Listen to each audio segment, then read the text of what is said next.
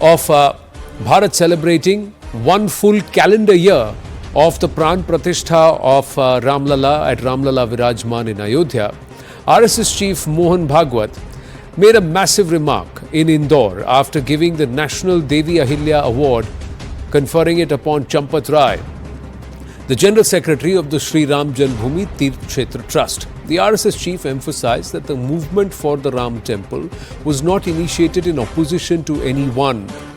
This movement was started to awaken the Swa of Bharat, the self, the consciousness of Bharat, so that the country could stand on its own feet and show the path to the world. This is what Mohan Bhagwat stated. And he further said that the invaders demolished the nation's temples in an attempt to extinguish the Swa or the identity of Bharat. He stated that the duration of the Ram Mandir movement was prolonged due to the resistance from certain factions who were against the construction of a temple at Lord Ram's birthplace.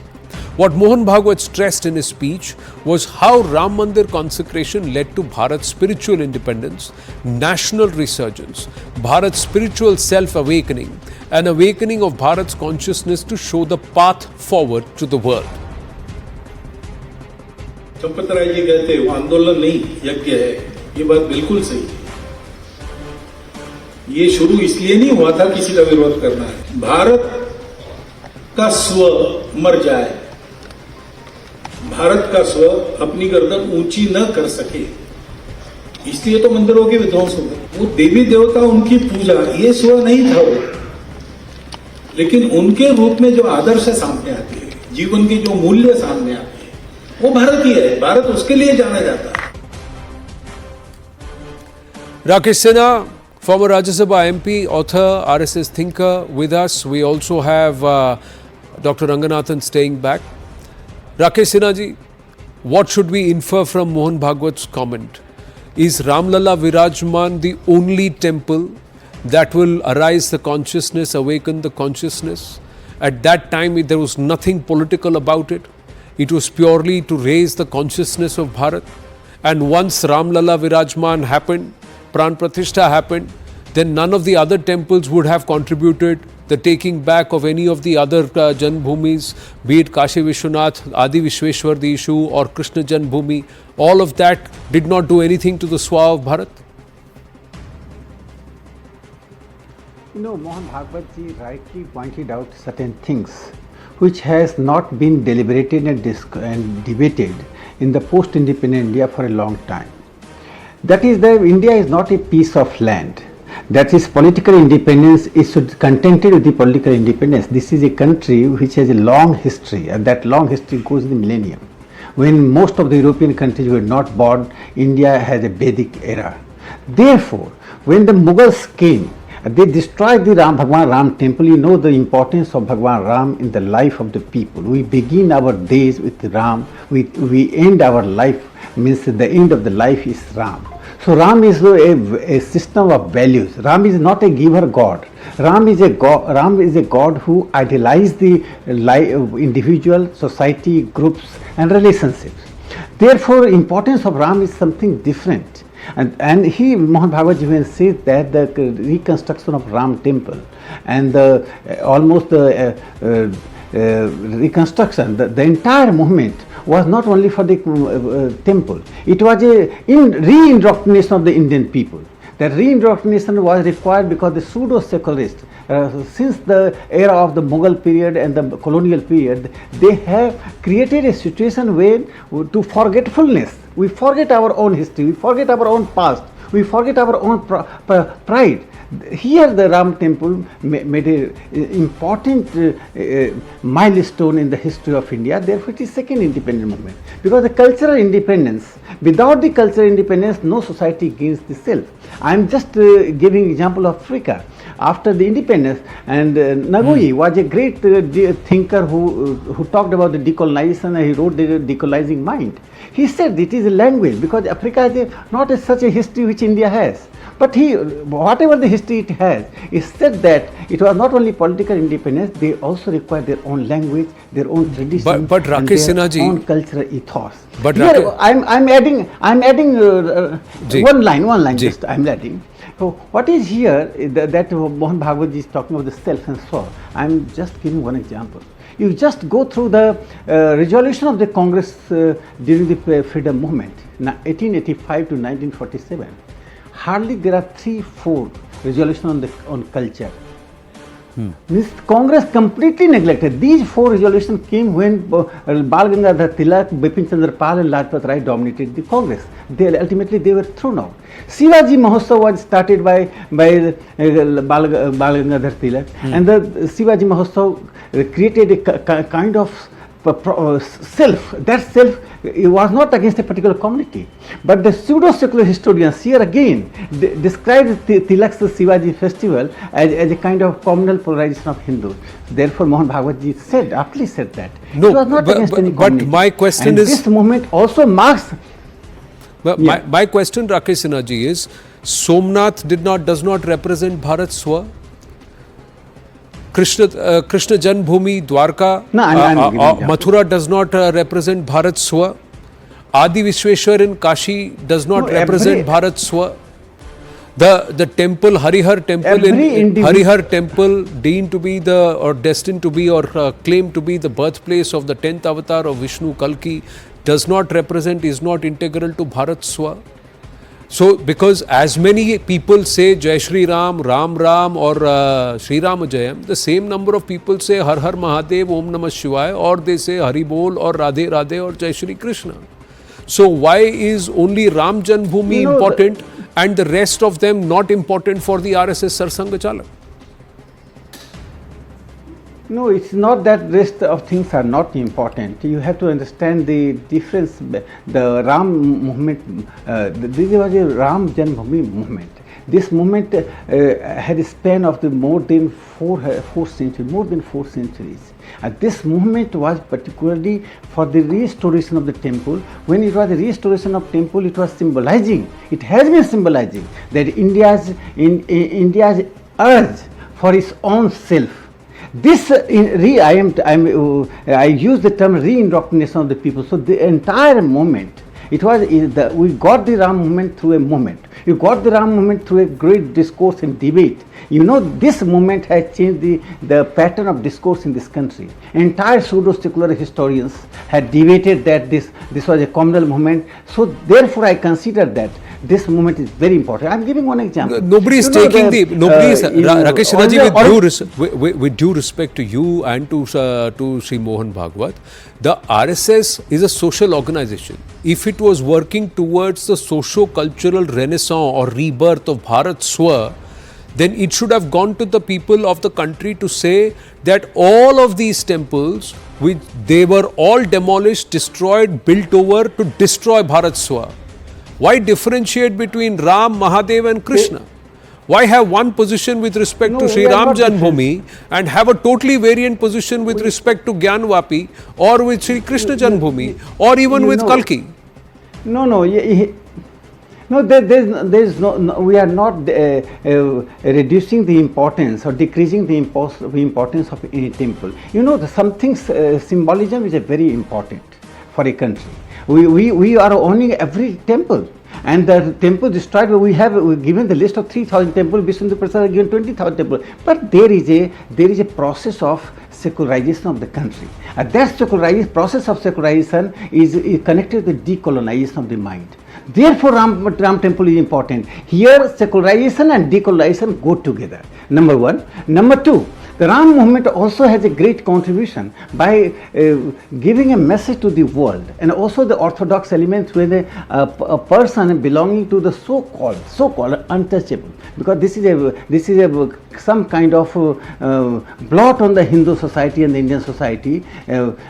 He laid the foundation of the Ram temple movement. You know, these are very important and significant things. Rakesh Sinha ji, there is a process. There is some process of the country. A country cannot live only in the past. Country has to go forward. But We for the cannot, country to go forward, for the success of unless can you Yeah. make someone who's sleeping walk? You can't. You have to wake up the person.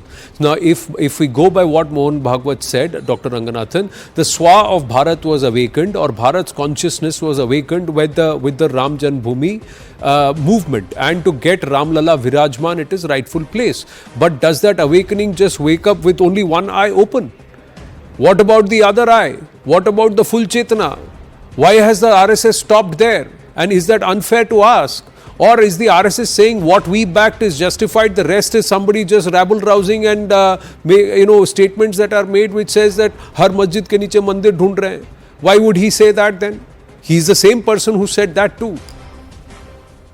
Absolutely, Anand. And you've been trying to get an answer, extract an answer out of my good friend Rakeshji for the last 5 minutes, and I'm enjoying this discussion that you're having, and you haven't got the answer. The answer is absolutely straight.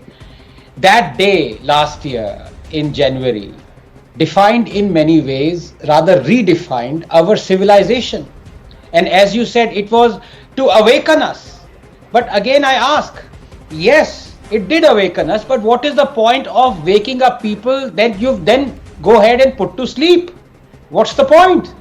What is the difference between, if the stones could speak, they would ask this question. What is the difference between fighting to reclaim Ram Lalla or baby Krishna or Bhagwan Shiv or Kalki? There is no difference. In many ways, it is one and the same. If you have awakened people to fight for the rights, the mark of a civilization is this, Anand. This unquenchable thirst of man to demand justice for his ancestors, to correct a historical wrong, because that is what exemplifies a continuity. That is the difference between an empire and a civilization. An idea, a memory, it can never be erased. Why do you think 15-year-old children, boys were dancing in the streets in January in Ayodhya? What was the connection they had of 500 years of struggle?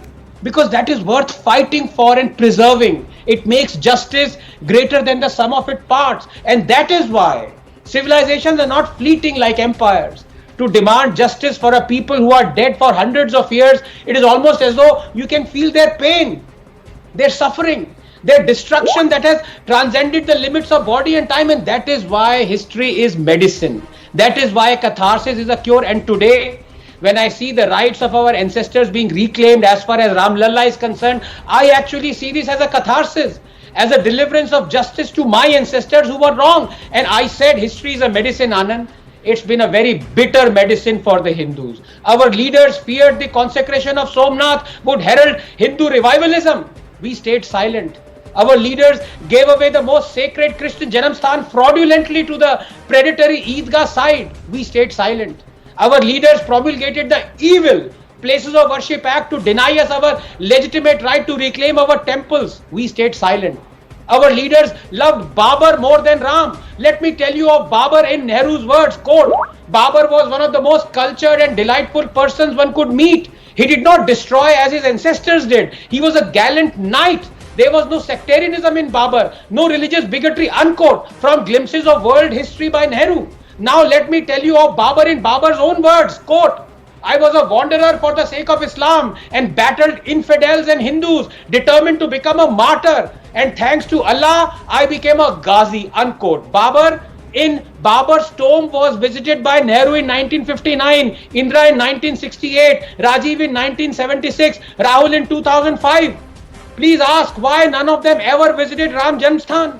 500 years, 20 generations. 20 generations before us were forced to see the Babri Masjid instead of Ram Temple.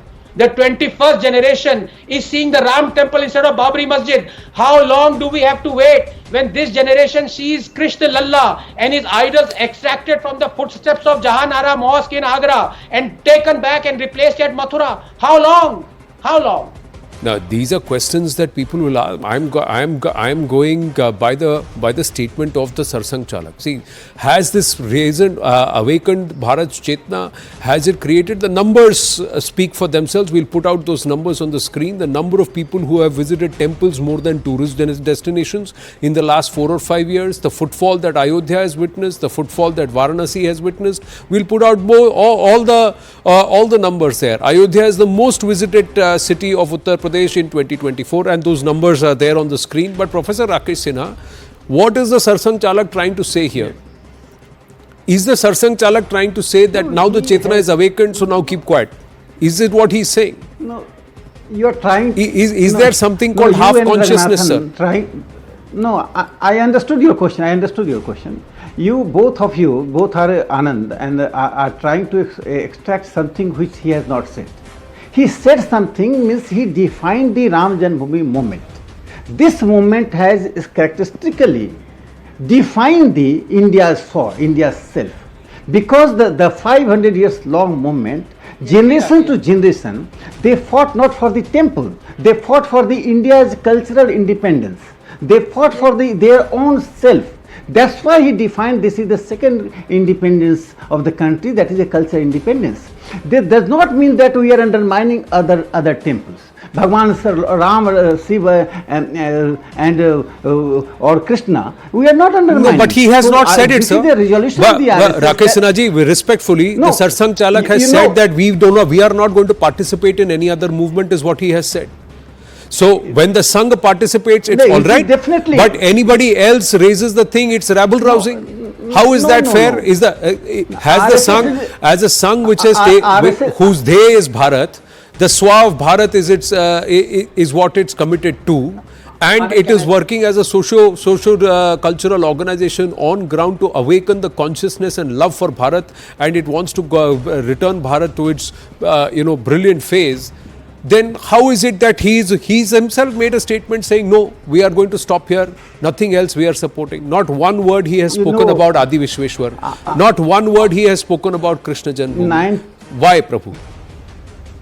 Anand, right from 1925 to 1925 to till the date, the RSS has been working in a holistic manner. It is fighting against untouchability.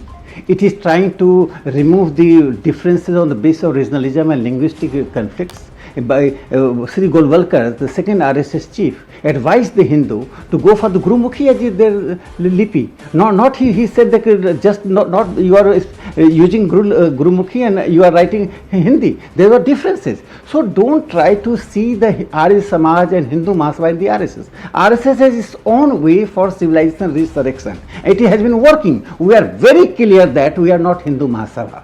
If anyone wants that some temples should be resurrected, some temples should be reclaimed, everybody is free. But RSS has its own scheme for the cultural and the civilizational but then the revival. RSS at the same time, we are a realist. We are just we are realist. We are a realist. We want to see the nation that the harmony should go. Rakesh Sinha ji, did you not expect the VHP and the Hindu Mahasabha to back the RSS when the RSS took to the streets for Ram Janmabhoomi? Now in this case, you're turning back and turning your back away from anybody else who's saying that it does not stop. Bharat Swa is not awakened. S is, sir, it is just S. What about W and A? That's the question. Half awakening is not full awakening is what many are saying, and for that, what's the position of the Sarsang Chalak? And is that a fair position then? That's unfair.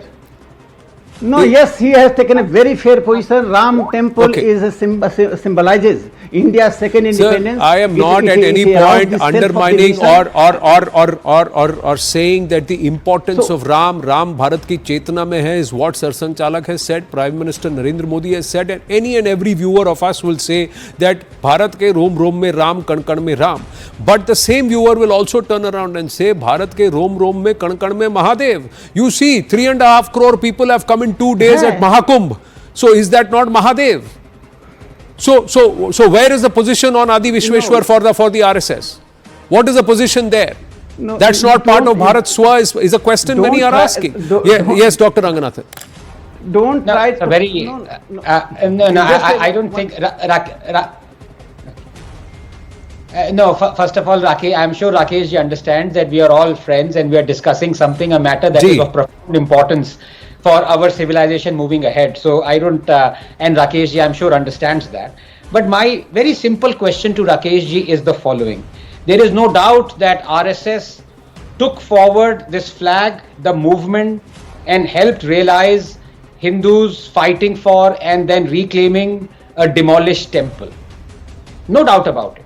A simple question is, does the RSS support Hindus going forward and legally reclaiming every demolished temple? Yes or no? Well, what we'll No, do is this we'll pause very there. Clear. RSS position very clear. Ji. We led the movement. We led the All India movement. We created a wide discourse, and we believe that there are many things to do for us. If someone democratically wants something, RSS cannot stop. At a time, there was a Hindu Mahasabha, there was Okay, Karpatri Ji Maharaj, there was a Ganatantra Party, they had all their own way in Hindu. RSS does not claim that it is monopolizing the Hindu movement. RSS is a movement which is an experiment with the Hindu Chetana, and it has been doing. Point well taken, and you would also appreciate very humbly if I were to say that the RSS holds a kind of sway on opinion like it never before had in its 100 years. In 100 years today, as on date, the RSS has perhaps the highest amount of sway and in terms of molding opinion, public opinion, than it ever had in its 100 years. And I'm saying this very respectfully. If the RSS will not stop anybody else, then it should also not belittle people who are making honest, genuine efforts. And when that opinion comes to the fore, and then the RSS tries to say that Ram Lalla and no further, then the question many Hindus will also ask the RSS is, are you really representing all Hindus, or was it purely a motivated movement for one and then you stop because your ends are met? So that's the question which has been repeatedly asked, and I very respectfully ask that question on behalf of those who want this question to be asked of the RSS. Rakesh Sinha ji, yes, we did put you on the spot. The idea is not to corner you, but to ask this question which should have been asked and which must be asked by all. I thank you, gentlemen. Very engaging conversation, but I have to pause here. We're going to take a very short break. When we come back, it's the Mahakumbh, some of the biggest voices on day one of the Amrit Snan. Stay with us.